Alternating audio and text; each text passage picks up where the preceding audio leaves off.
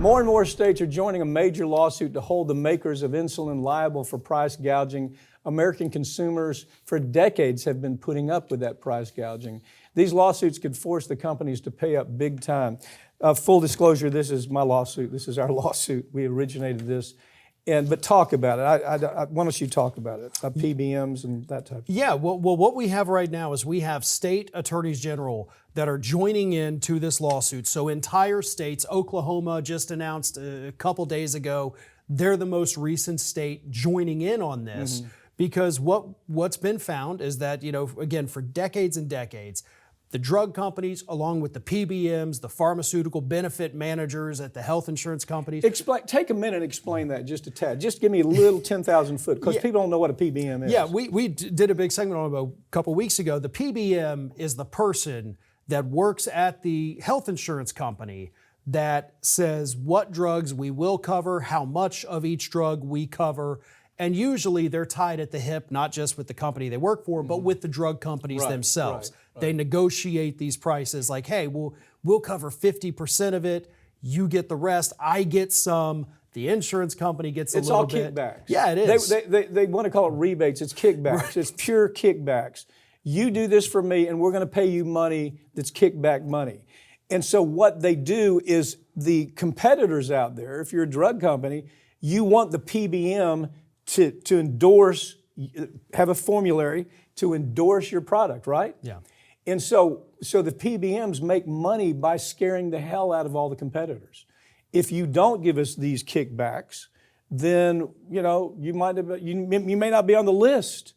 And if you're too cheap, if your price is not high enough, you might not be on the list. Because the PBM makes kickback money based on a percentage of what they're able to put forward, right? Right. And what we've found out, again, that this has been taking place with insulin for a very long time, because obviously insulin is one of the most widely used drugs in the United States.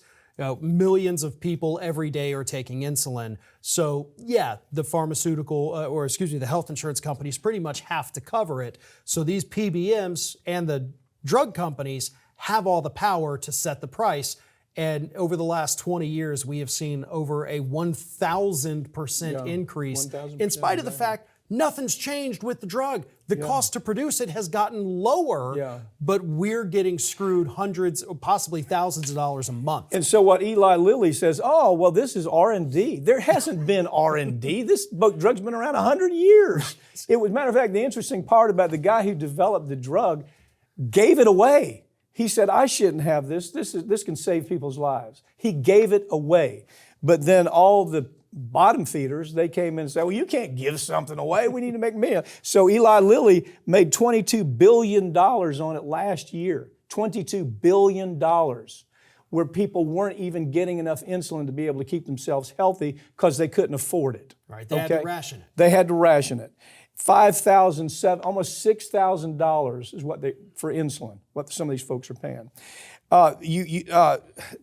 These companies are making $20, $30, $40 billion selling these products, and they still want more. And when you say, well, you need to pay more, they say, oh, no, we can't do that. We have R&D, our research and development. Hell, there is no research and development.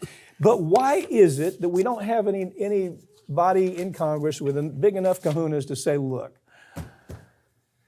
you got to stop it. Right. This is one that should have been stopped by this administration. Absolutely. And look, they've done studies. They found that the cost of insulin to still give a big profit to the drug companies should be anywhere between $48 and $71 a year. Yeah. And drug companies would still pull in massive profits off of it. Can you imagine having somebody in your family or somebody you know that says, I can only take half of what I'm supposed to take to keep myself alive because I can't afford it.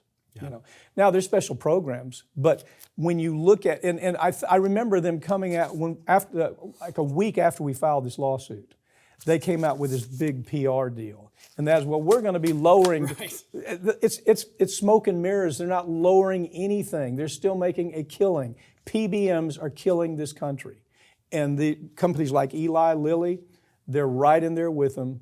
And nothing seems to be able to change that, is it? Nope, not as far as we've seen. These lawsuits are probably the best hope to do that. Well, I'm hoping it is. You know, we've done a lot of good things with cases like this.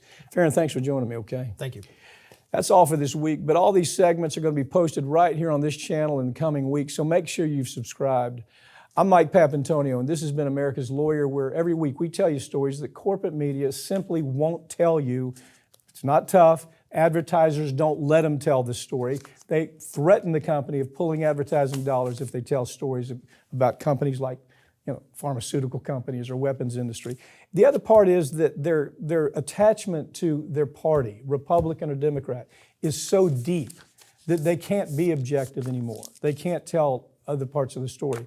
But you know what? We don't have that problem here. We're going to tell it just as we see it. Hopefully we'll see you next time.